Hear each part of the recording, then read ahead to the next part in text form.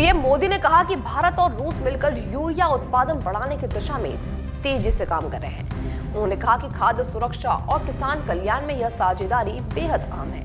मोदी ने बताया कि दोनों देशों के बीच कनेक्टिविटी बढ़ना प्राथमिकता है, जबकि ऊर्जा सुरक्षा भारत रूस रिश्तों की मजबूती कड़ी बनी हुई है।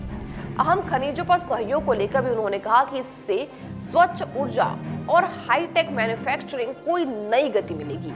प्रधानमंत्री मोदी ने राष्ट्रपति पुतिन का स्वागत करते हुए कहा कि भारत रूस संबंध एक नए मोड़ से गुजर रहे हैं। 25 साल पहले पुतिन ने जिस रणनीतिक साझेदारी की नींव रखी थी, वह आज और मजबूत हुई है।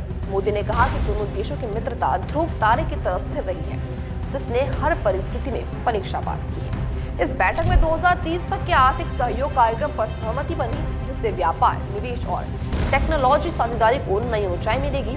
मोदी ने कहा कि भारत रूस व्यापारिक फोरम में नए अवसर खुलेंगे, निर्यात, सह निर्माण और सह नवाचार को बढ़ावा मिलेगा। द्विपक्षीय बातचीत में राष्ट्रपति पुतिन ने कहा है कि यूक्रेन संकट के समाधान के लिए हम कई देशों के साथ मिलकर काम कर रहे हैं, जिनमें अमेरिका भी शामिल है। उन्होंने भारत रूस संबंधों को मजबूत करने के लिए मोदी के प्रयासों की सराहना की और कहा कि दोनों देश हाईटेक एयरक्राफ्ट, अंतरिक्ष और एआई जैसे क्षेत्रों में तेजी से साझेदारी बढ़ा रहे हैं।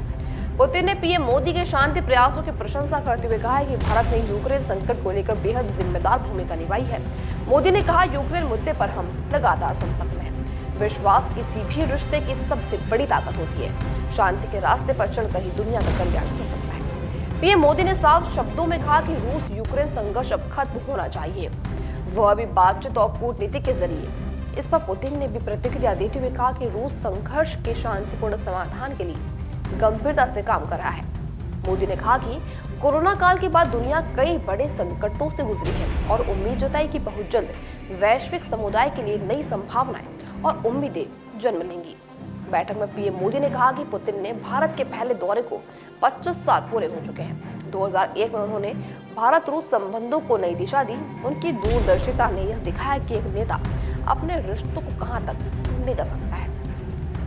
राजघाट पर श्रद्धांजलि देने के बाद पुतिन हैदराबाद हाउस पहुंचे, जहां दोनों नेताओं ने रक्षा, ऊर्जा, अंतरिक्ष, हाईटेक और व्यापार सहित कई क्षेत्रों पर विस्तार से चर्चा की। मोदी ने दोहराया कि भारत तटस्थ नहीं बल्कि दृढ़ता से शांति समर्थक है। ऐसी जानकारियों के लिए देखते रहिए राजीव टाइम्स।